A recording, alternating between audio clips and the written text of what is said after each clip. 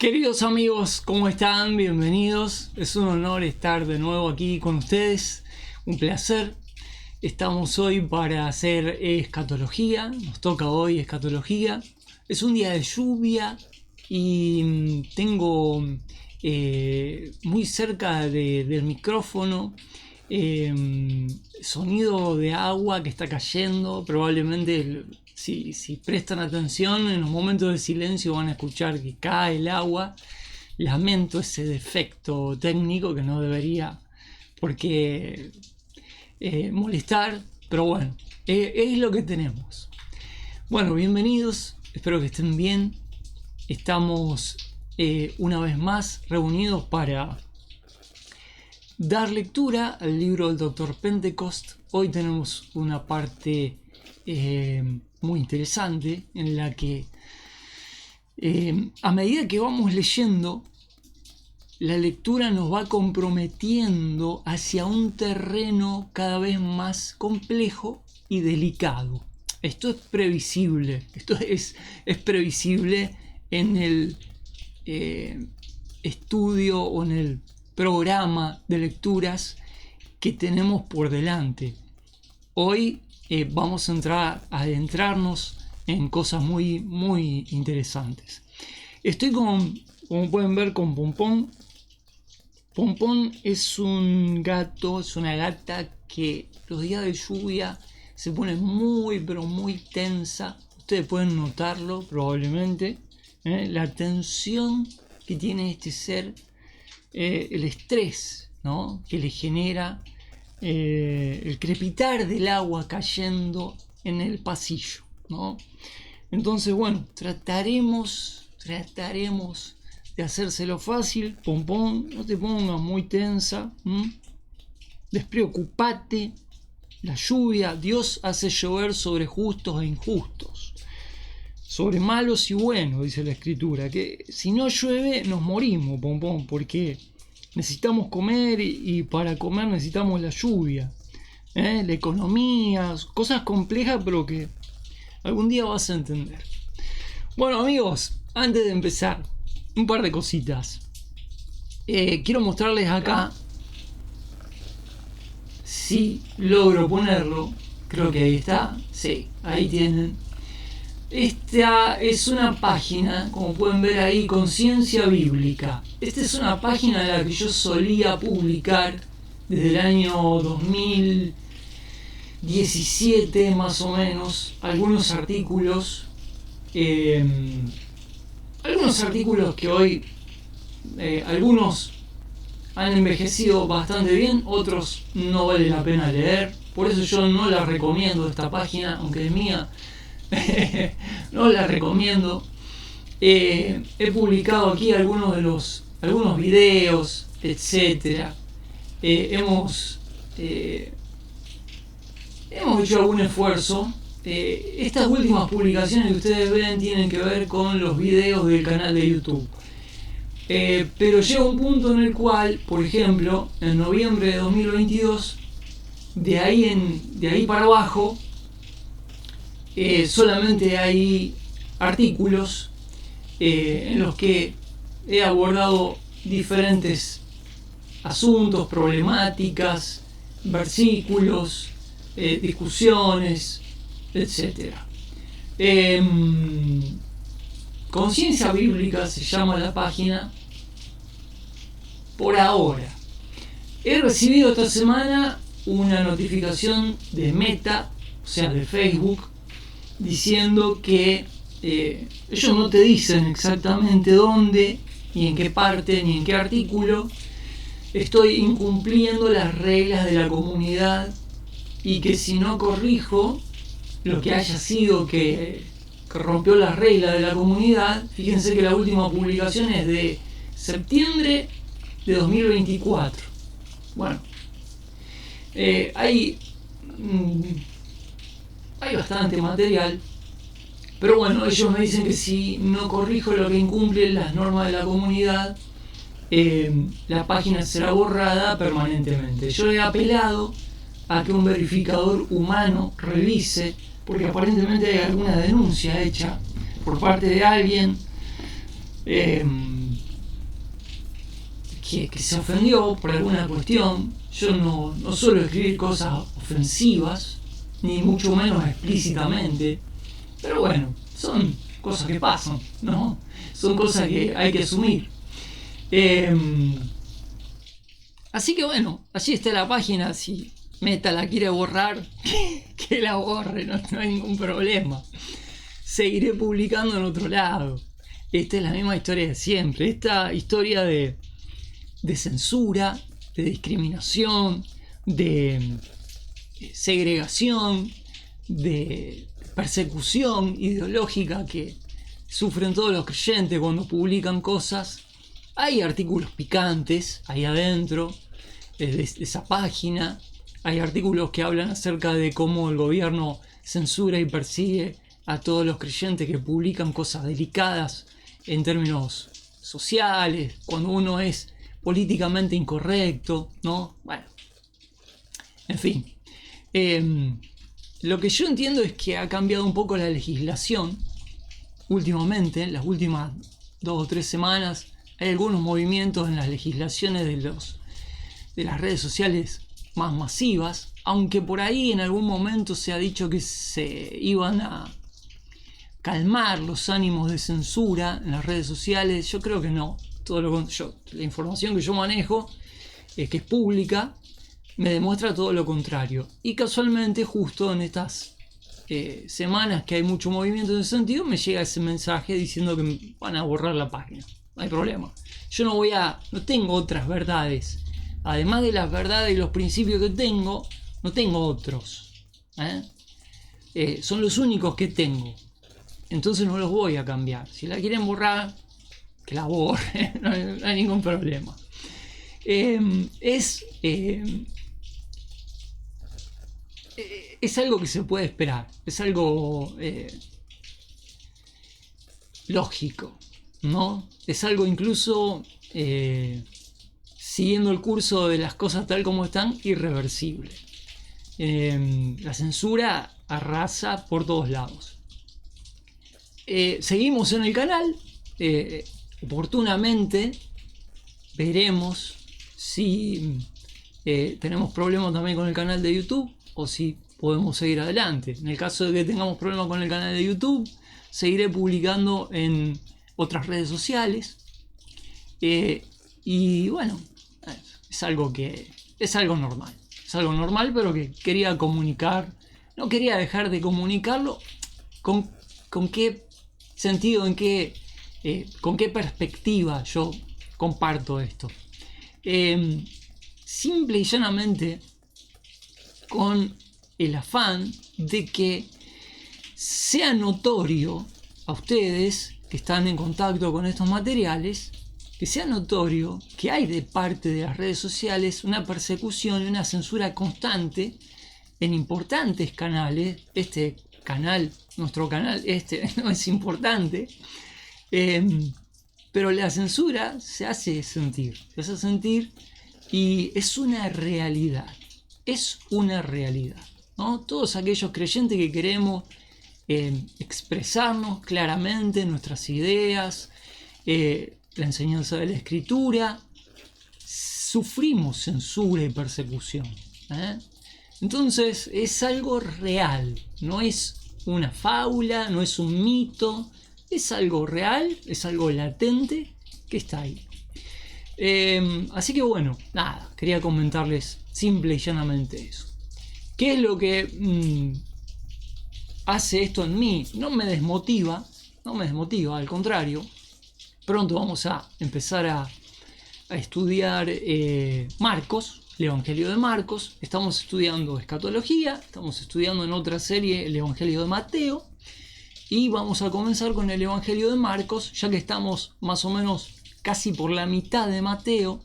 Hemos hecho el suficiente recorrido en Mateo como para comenzar con el segundo Evangelio, Marcos, y tener un marco de referencia con lo que hemos estudiado de Mateo y comenzar una serie de contrastes, ya que Marcos fue dirigido al público gentil romano, eminentemente, vamos a empezar a estudiar Marcos para ver el contraste entre Mateo y Marcos. Eventualmente lo vamos a hacer con Lucas, etc.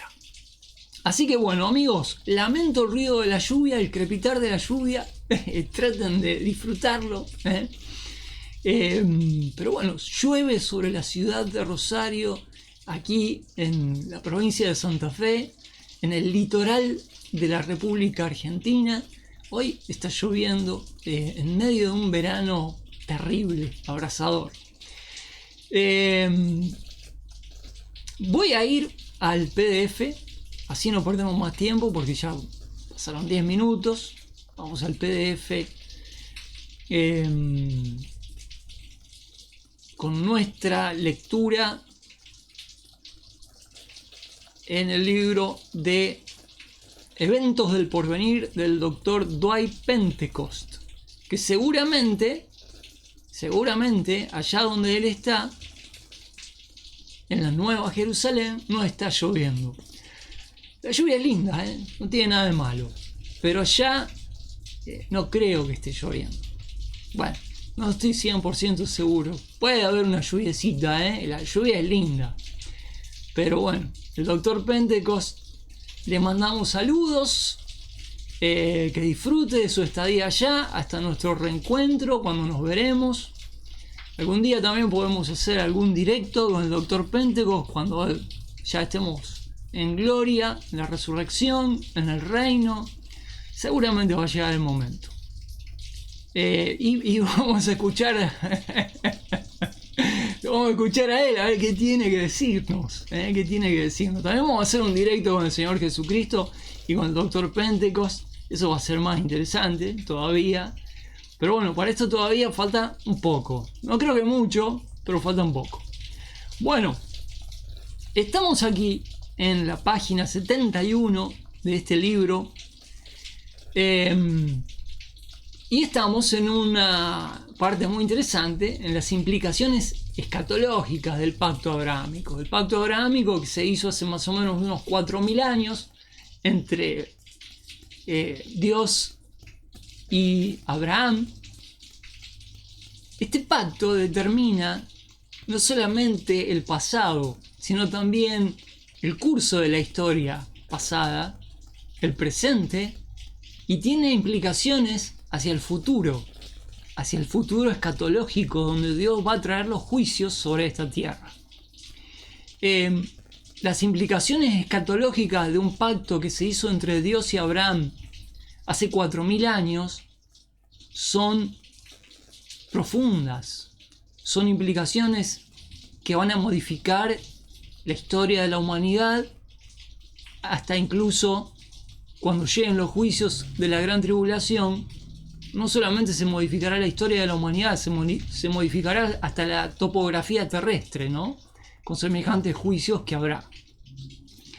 Es profundamente significativo todo lo que tiene que ver con las implicaciones de este pacto hecho hace 4.000 años. Cuando se determina, estoy leyendo aquí, cuando se determina que el pacto abrahámico es un pacto incondicional hecho con Israel y la derivación que implica a los gentiles, al mundo y a la iglesia, ¿no?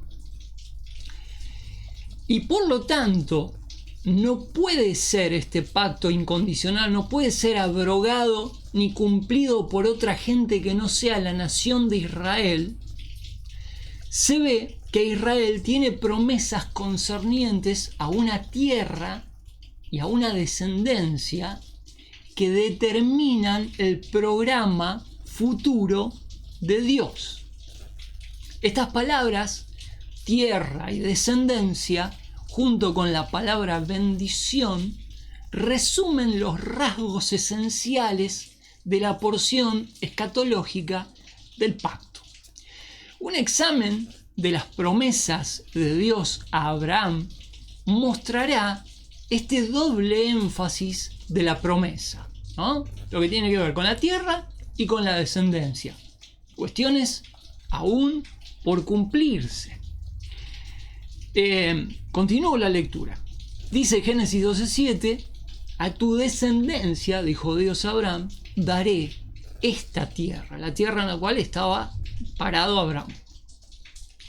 Porque toda la tierra que ves, le dijo Dios a Abraham, la daré a ti y a tu descendencia para siempre, y haré tu descendencia como el polvo de la tierra, que si alguno puede contar el polvo de la tierra, también tu descendencia será contada. Génesis 13. Esto se vuelve a repetir Génesis 15, Génesis 17, 21, 22 y por todo el Antiguo Testamento. En aquel día hizo Jehová un pacto con Abraham diciendo, a tu descendencia daré esta tierra.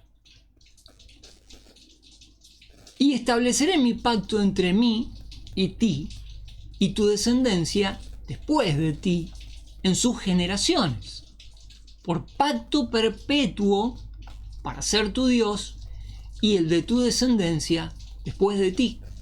Y te daré a ti y a tu descendencia después de ti la tierra en que moras, toda la tierra de Canaán en heredad perpetua.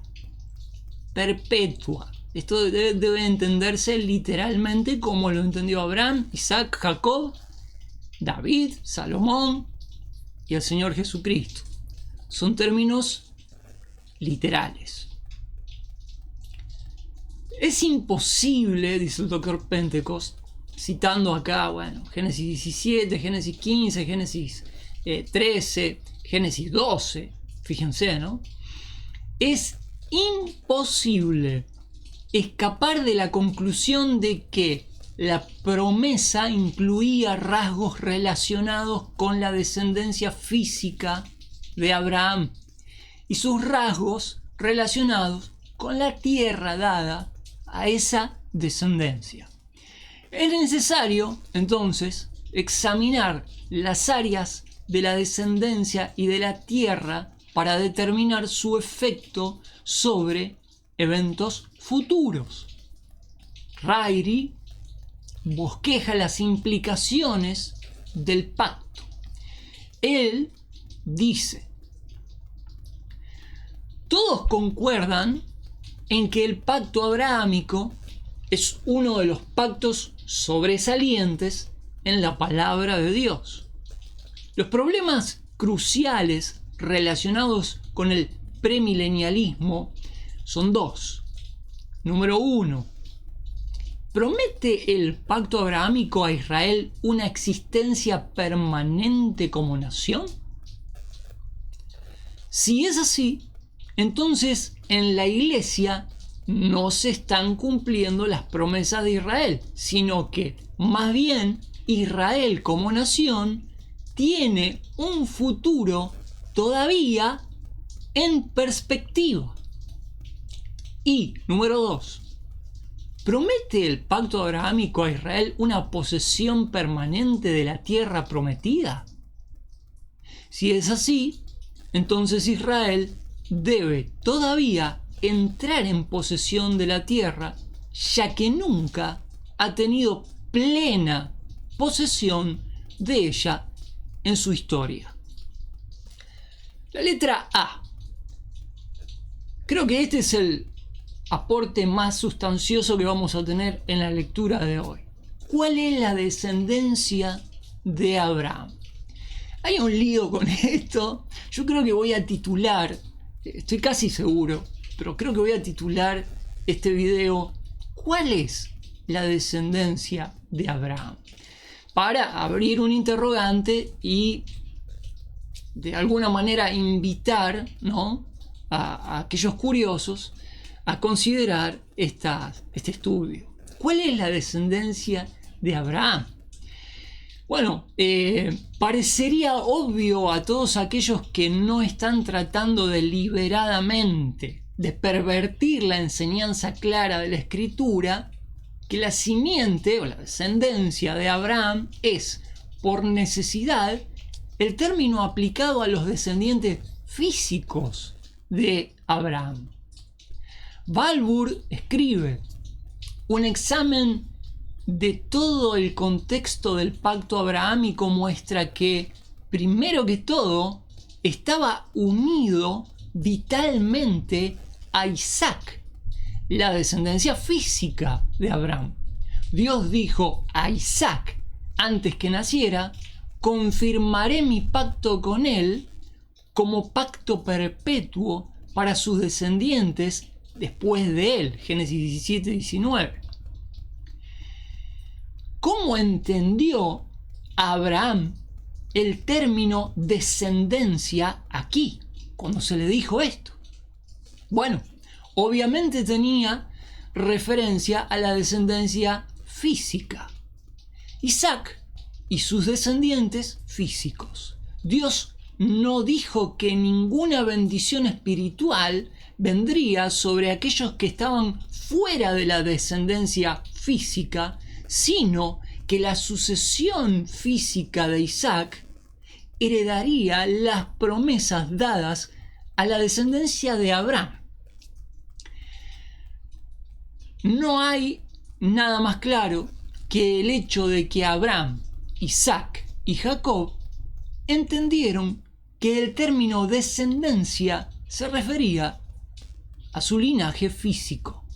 Y otra vez, el término Israel, como título dado a Jacob, ¿se acuerdan que Jacob primero se llamó Israel? Como título dado a Jacob, que significa príncipe de Dios, esto es lo que significa Israel, se ha usado comúnmente para designar a los descendientes físicos de Jacob, ¿no? Israel. Esto parece tan obvio que no dejamos de sorprendernos al leer la declaración de un destacado amilenarista que dice, fíjense lo que dice no me acuerdo, ahora vamos a ver quién es. Dice este destacado opositor a un milenio, a la idea de un milenio literal, ¿no? Donde Israel va a estar en posesión de su tierra. Bueno, dice así: llevando a un extremo casi sin precedente ese literalismo característico del milenarismo, de los que creemos, ¿no?, que el milenio va a ser literal, insisten en que Israel debe significar Israel y que las promesas del reino en el Antiguo Testamento conciernen a Israel y han de cumplirse a Israel literalmente. Bueno, esto disculpen, perdón, les pido perdón, pero esto me hace reír la expresión en sí misma, ¿no? De acusar a los creyentes que creemos en el cumplimiento literal de las promesas de Dios en cuanto a Israel.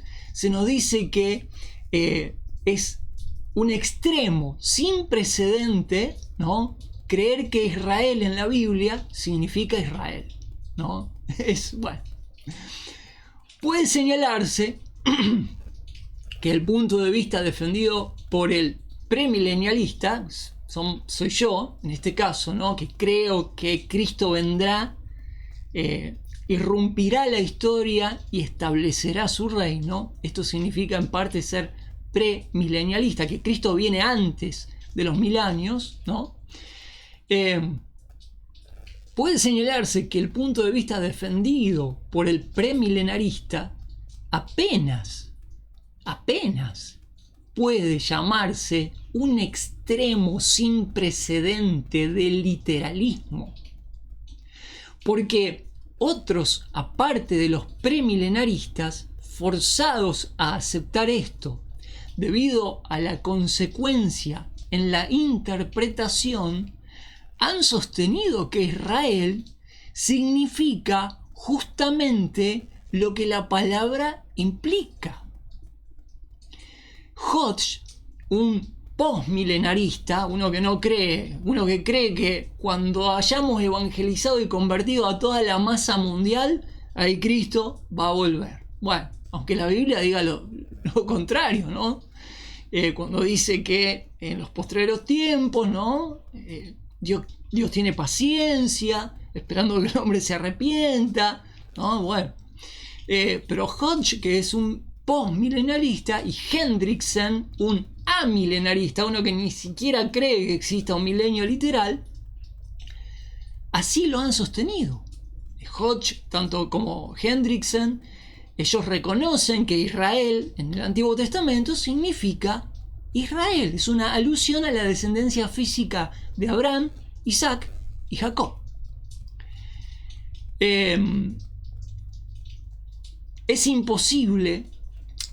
importante observar que tenemos que distinguir entre las promesas personales a Abraham mismo, las promesas nacionales a la descendencia de Abraham y las promesas universales a todas las familias de la tierra. No se niega que el pacto abrahámico ofrece bendiciones universales a todos aquellos que no son de la descendencia física de Abraham, pero se afirma que las promesas nacionales solo pueden cumplirse a la nación misma de Israel. Así, la palabra Israel es tomada en su sentido usual, literal, para significar los descendientes físicos de Abraham. La letra B. El aspecto amilenario de la simiente de Abraham. Peters, uno de los principales exponentes del sistema amilenario, define la simiente, el término descendencia.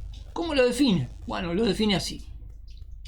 La expresión simiente de Abraham en el uso bíblico denota esa comunidad visible, los miembros de los cuales se mantienen en relación con Dios por medio del pacto abrahámico y por lo tanto son herederos de la promesa abrahámica. Es ambiguo esto, es ambiguo. Está esquivando, es un amilenarista, está esquivando ser consecuente con lo que significa Israel, ¿no? Él amplía esto diciendo: cuando nos encontramos con el argumento de que Dios hizo ciertas promesas a la raza judía, ciertos hechos son pertinentes. Dios, dice Peters, Dios jamás hizo promesa alguna absolutamente a ninguna raza como tal. Todas las promesas eran para la comunidad continua con que se había pactado sin relación a sus constituyentes raciales o al linaje personal de los individuos de ella. En consecuencia, ninguna prueba de que aquellos a quienes el mundo llama ahora los judíos descendieron de Abraham. Bueno, si lo dice Peters, está bien. Si es que se puede suministrar, lo cual no se puede, dice Peters, sería de alguna utilidad para probar que ellos tienen derecho al cumplimiento de toda promesa divina. Estas promesas fueron hechas al grupo con que se había pactado, llamado la descendencia de Abraham, y a esa comunidad deberán cumplírsele. Bueno, ¿quién es la descendencia de Abraham sino Israel? Si hablamos de una descendencia en términos como se entendía, física. Dice Peters y termina: lo que se necesita es que uno pruebe que es miembro de ese grupo, ¿no? Para recibir la bendición solamente hay que ser un miembro de ese grupo descendiente de, como lo pone él, de la descendencia de Abraham, dice acá. Es difícil, cuando las cosas están tan claras, negarlas. A ver, si yo tengo que, a mí no me importa ni el amilenialismo, ni el postmilenialismo, ni el premilenialismo, si vamos al caso. A mí lo que me importa es lo que dice la Biblia. A mí lo que me importa es que si yo tengo que defender ante mí mismo y mi conciencia, mi creencia, yo no me tenga que ver en el brete que se ve Pieters contradiciendo lo que a mí, y no necesariamente a ustedes, lo que a mí me parece totalmente racional, que la descendencia física de Abraham es Israel y a ella fue hecha esta promesa. Pero bueno, yo no quisiera tener que estar en los zapatos de Pieters o de un amilenialista o de un postmilenialista para defender cosas que la Biblia se te vuelve en contra. Desde mi humilde punto de vista, es el mío, no tiene que ser el de ustedes. Bueno, Balfour resume sucintamente este punto de vista diciendo: el punto de vista amilenario, representado por Pieters, sostiene entonces la siguiente posición. Número 1. Dios no hizo ninguna promesa a la simiente o descendencia física de Abraham como raza. Número 2. Las promesas abrahámicas son dadas solamente a la simiente espiritual de Abraham, a la comunidad continua con que se había pactado, en términos de Pieters. Número 3. Los judíos de hoy no tienen reclamo alguno, no tienen derecho a reclamo alguno a la promesa de Abraham. ¿Por qué? A. No son su descendencia espiritual, y B. No podrían probar que ellos son la simiente física de ningún modo, siguiendo la lógica de Pieters. Okay. De acuerdo con el punto de vista amilenario, la descendencia sería toda la familia de la fe. Este es el punto de vista que no cree en el milenio literal. No, la descendencia de Abraham no es Israel. Somos todos los creyentes. Somos todos los creyentes. Toda la familia de la fe. O sea, todos los creyentes de todas las edades. El factor determinante, por lo tanto, en toda esta discusión es el método de interpretación. Si vamos a usar un método alegórico o si vamos a usar un método literal de interpretación de esta promesa, de este pacto. Si las escrituras han de interpretarse figuradamente, entonces el punto de vista amilenario es lógico, ¿no? Pero si han de interpretarse literalmente, el punto de vista premilenario es necesario. Letra C. Y esto es lo que yo creo que aporta un plus en la discusión, ¿no? Esta aclaración. Clases de descendencia mencionadas en la escritura. De esto no se habla mucho. Yo creo que esto es muy, muy interesante. Todo el problema podrá clarificarse si observamos que la escritura no presenta solo una clase de descendencia nacida de Abraham. La falta de observar esta diferenciación de la escritura ha conducido a confusión, ¿no? Balfour escribe: hay pues tres sentidos diferentes en los cuales uno puede ser hijo de Abraham. Primero, existe el linaje natural o descendencia natural. Esta está limitada mayormente a los descendientes de Jacob en las 12 tribus. A ellos Dios les promete ser su Dios. A ellos les fue dada la ley. A ellos les fue dada la tierra de Israel en el Antiguo Testamento. Con ellos Dios trató de una manera especial. Segundo, existe un linaje espiritual dentro del natural. Estos son los israelitas que creyeron a Dios, que consecuentemente guardaron la ley, aunque la ley no pueda ser cumplida, ¿no? Pero la intención de estos judíos creyentes era guardar la ley, ¿no? ¿Se acuerdan de la rebelión de Natán y Coré, por ejemplo, ¿no? Que se rebelaron ante Moisés en medio de la congregación de Israel? Se abrió la tierra y se los tragó vivo a ellos y a su familia. Fue un juicio repentino de parte de Dios. ¿Eran descendientes de Abraham? ¿Eran israelitas? Sí, eran descendientes naturales. Pero no eran creyentes. Y eso es muy importante diferenciar, ¿no? Este linaje espiritual, vamos a decir linaje, yo lo pondría entre comillas, ¿no? Este linaje espiritual dentro del linaje natural. Estos son los israelitas que creyeron a Dios, guardaron la ley y que llenaron las condiciones para el disfrute presente de las bendiciones del pacto. O sea, son los que, aunque no siempre, porque estos judíos realmente convertidos, creyentes, muchas veces tuvieron que sufrir a manos de judíos que no eran creyentes. Bueno, esto lo vemos en la época de Cristo, ¿no? Sacerdotes descendientes de Abraham condenando a Cristo y condenando a creyentes judíos, verdaderos creyentes judíos.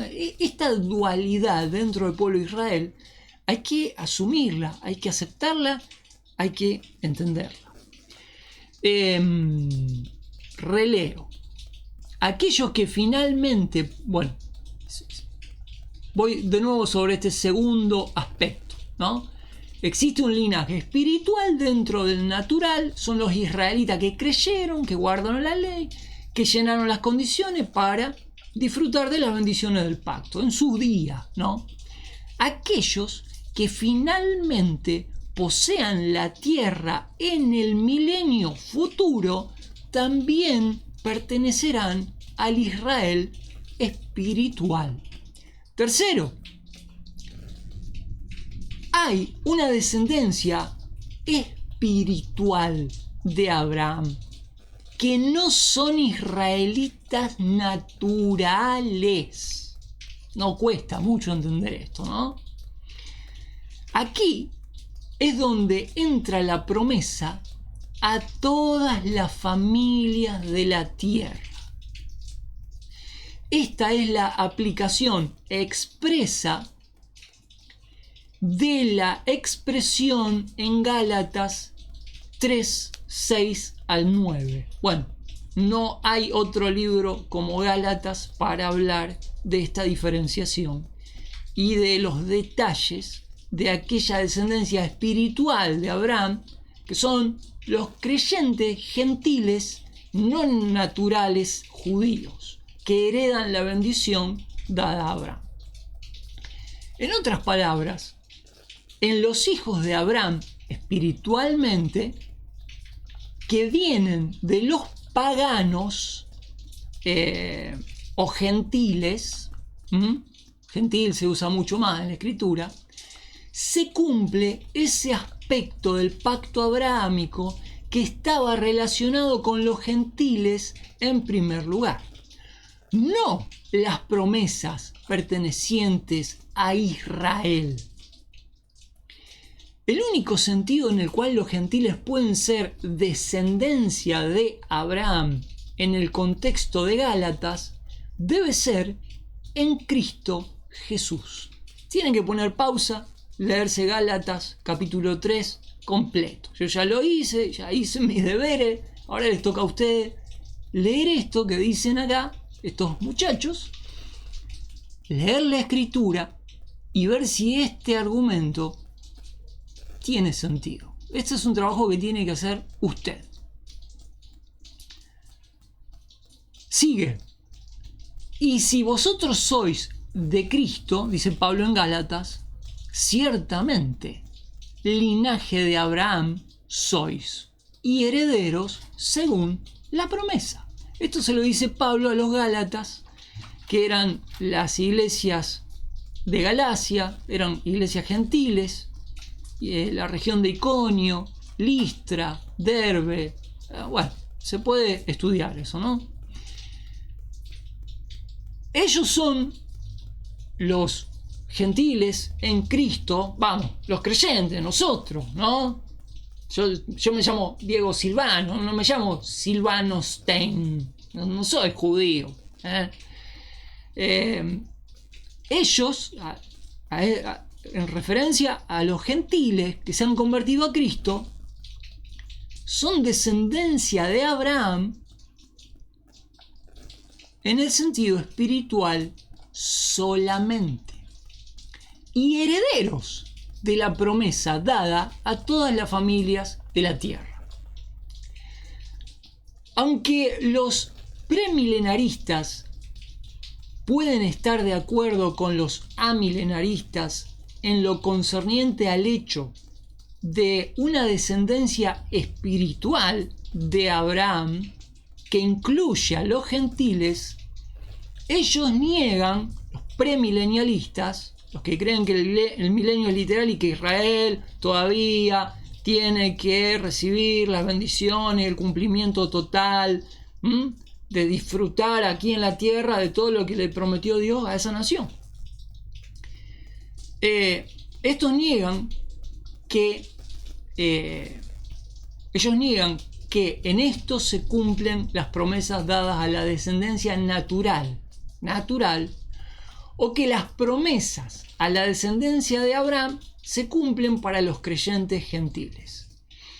Hacer iguales las bendiciones prometidas a todas las naciones a las bendiciones prometidas a la descendencia de Abraham es una conclusión injustificable.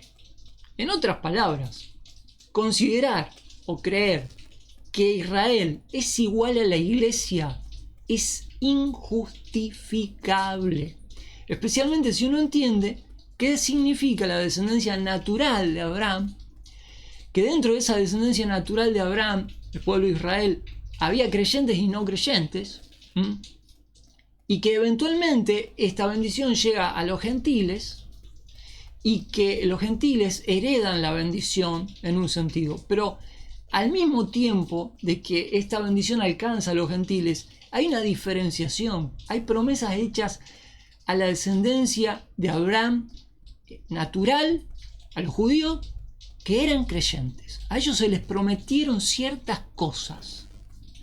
En el libro de Daniel se habla de cosas que serán cumplidas al pueblo de Daniel. Estos detalles no se pueden pasar por alto.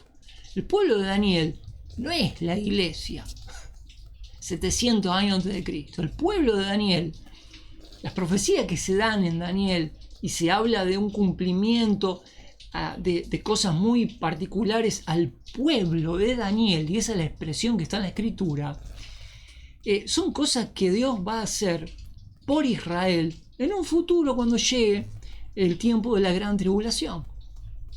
De otra forma no se puede justificar el manoseo, digamos, hay un manoseo total, una alegorización total de las promesas hechas a Israel que tratan de algunos, ¿no?, darle cumplimiento en la era de la iglesia, ¿no? Son harina de otro costal, amigos.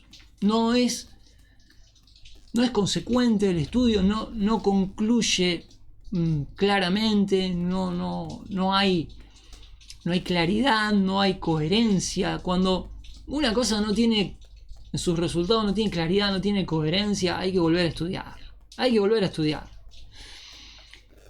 Esta distinción, ¿no?, que se acaba de mencionar, esta triple distinción, podríamos decir, explicaría cómo se puede relacionar la iglesia con las promesas del pacto abrahámico, sin ser el pueblo del pacto en quien han de cumplirse las promesas nacionales de Israel. El hecho de que somos la descendencia de Abraham, los creyentes, los gentiles, espiritualmente, por el nuevo nacimiento, no significa que somos la descendencia física del patriarca. A ver, esto es una conclusión básica. Somos la descendencia de Abraham, dice la Biblia en el Nuevo Testamento, los creyentes, los gentiles. Pero esto no significa que somos la descendencia, no somos el Israel del Antiguo Testamento trasladado a la era actual. No. ¿Por qué? Porque hay una diferencia sustancial entre ser un heredero espiritual y un descendiente espiritual de Abraham, como se dijo ahí en Gálatas, y otra cosa es la nación a la cual se le prometieron cosas que nunca ocurrieron en la historia y que quedaron pendientes. Ya vamos a hablar mucho más de esto específicamente cuando estudiemos en Mateo los capítulos 24 y 25. Letra D. A ver, voy a leer la letra D y vamos a terminar. La iglesia no es Israel. La única conclusión lógica que puede originarse de esta discusión es que los creyentes gentiles del presente día, aún considerados como una descendencia de Abraham, no son la descendencia en la cual las promesas nacionales han de cumplirse. Esto se prueba bien observando ciertos hechos en el uso de las palabras en el Nuevo Testamento. Y aquí los amantes de la Escritura encontrarán mucho sustento. Hay muchos pasajes para leer acá. Número 1. El Israel natural y los gentiles se contrastan en el Nuevo Testamento. Hechos 3:12, Hechos 3 hay que leerlo entero para una mejor comprensión. Es obvio que acá no te va a poner Pentecostés, léete Hechos 3 entero, no, te va a poner la cita central, el nudo, el eje, el versículo clave, pero yo recomiendo leer Hechos 3 completo. Hechos 4:8, también leído en su contexto junto con el capítulo 3 de Hechos. Hechos 21, Romanos 10. A ver, Romanos 10, yo sugiero leer Romanos 9, 10 y 11, donde Pablo habla de Israel en el pasado, capítulo 9, en el presente, capítulo 10, y en el futuro restaurado, capítulo 11. El hecho de que Israel es considerado como nación, escuchen bien esto, qué interesante. El hecho de que Israel es considerado como nación después del establecimiento de la iglesia y que el término judío continúa usándose aparte de la iglesia, 1 Corintios 10:32, no seáis tropiezo ni a judíos, ni a gentiles, ni a la iglesia de Dios, dice el apóstol Pablo a los Corintios, estableciendo esa triple categoría, ¿no? Y distinguiendo tres grupos muy diferentes: judíos, gentiles y la iglesia de Dios. El hecho de que Israel es considerado como nación después del establecimiento de la iglesia y que el término judío continúa usándose aparte de la iglesia muestra que los gentiles no suplantan a Israel en el programa de Dios. Número 2. El Israel natural y la iglesia se contrastan en el Nuevo Testamento. Romanos 11, 1 al 25. Insisto, Romanos 9, 10 y 11 enteros.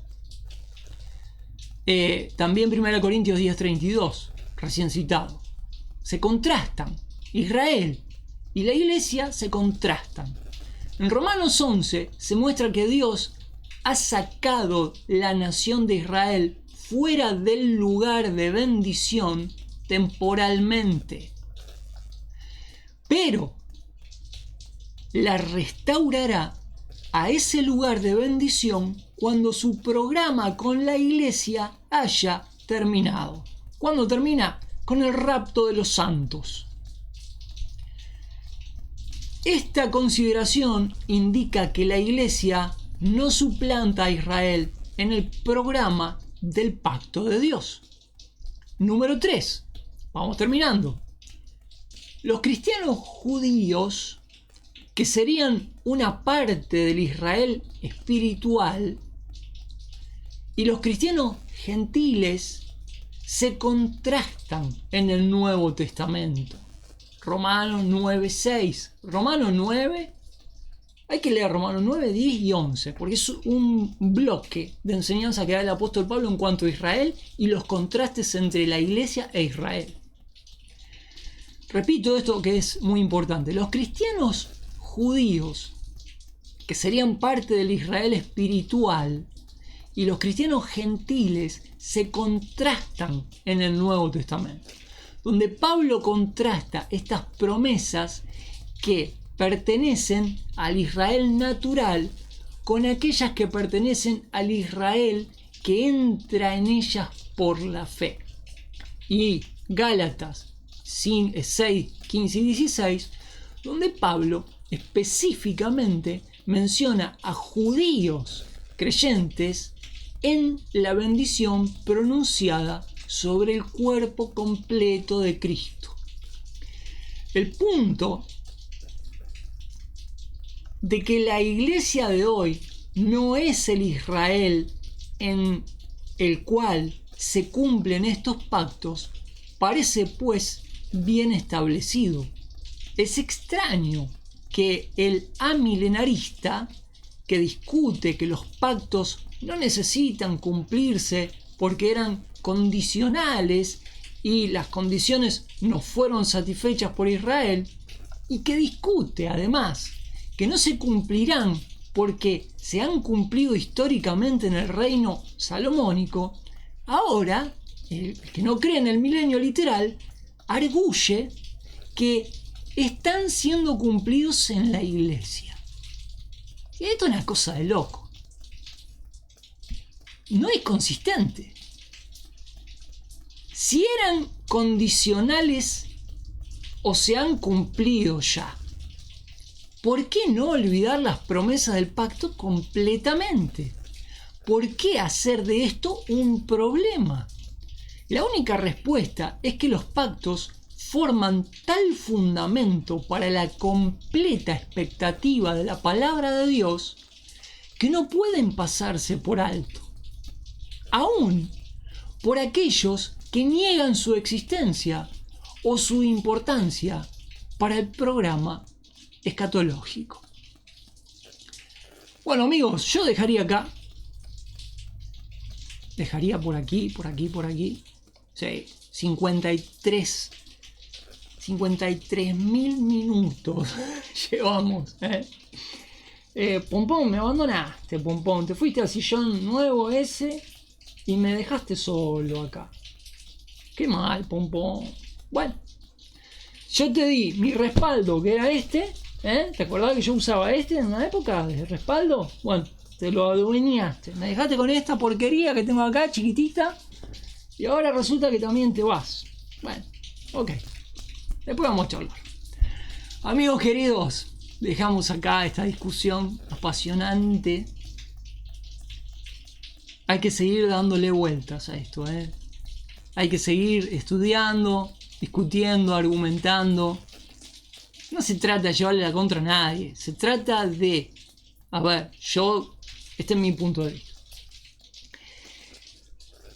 Una palabra tan compleja, tan completa, tan profunda, tan exhaustiva en cuanto a lo que Dios revela, como lo es la Escritura Sagrada, merece el estudio concienzudo de los creyentes para determinar cuál es la verdad en todo esto. Y en definitiva, cuál es la verdad más estable, más coherente, la que no sufre contradicciones y se apoya completamente en todo el largo y el ancho y el alto de la escritura misma, ¿no?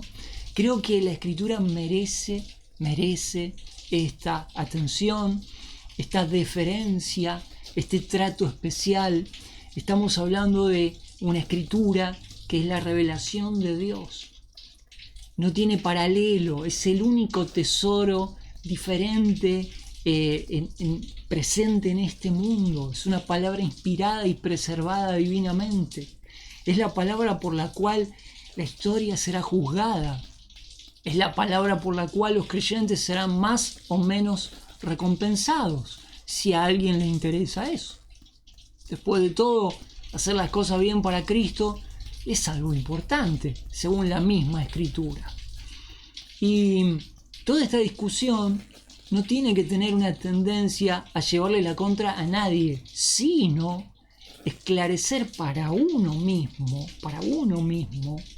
cuál es la verdad del texto bíblico. Una vez esclarecida esta verdad en la conciencia de cada uno de nosotros, uno se puede retirar de manera sutil, de manera callada, de manera con un perfil bajo, ¿no? Hacia un rincón y continuar adelante. Esto no es para seguir echando leña al fuego en la división entre escuelas cristianas. Esto es simple y llanamente para aclararse uno y seguir adelante sin querer hacer mayor escándalo que el que ya hay. Esto es necesario entrar en estas cuestiones para la clarificación personal de cada uno de nosotros. Este es al menos el objetivo que yo persigo en el estudio personal de las Escrituras, y es lo que humildemente comparto con ese espíritu de facilitarle a aquellos que están en búsqueda de una clarificación de estos temas alguna ayuda, algún aporte, nada más. A mí, ¿qué me importa si hoy los premilenialistas y los amilenialistas se encuentran con bate de béisbol para arrancarse la cabeza? A mí no me importa, yo en eso no estoy en eso. Yo estoy en el estudio de la Escritura. Y punto, nada más que eso. Bueno, sigue lloviendo, como pueden escuchar de fondo, sigue lloviendo a cántaros en la ciudad de Rosario. Bueno, amigos, les mando un abrazo. Seguimos adelante con Mateo en el próximo encuentro. Los convoco a Mateo porque tenemos en el próximo encuentro el capítulo 13. Es un capítulo apasionante, escatológico al 100%, y eventualmente, probablemente la semana que viene, vamos a comenzar con la introducción al Evangelio de Marcos. Se van a sorprender. Voy a tratar de llevarlos con el Evangelio de Marcos por la historia secular, donde hay cuestiones muy interesantes también. Los invito a este apasionante estudio de la Escritura, en el cual todos los creyentes debemos ser diligentes. Les mando un sincero cariño, un abrazo a cada uno y nos estamos viendo. Pom pom, pompi.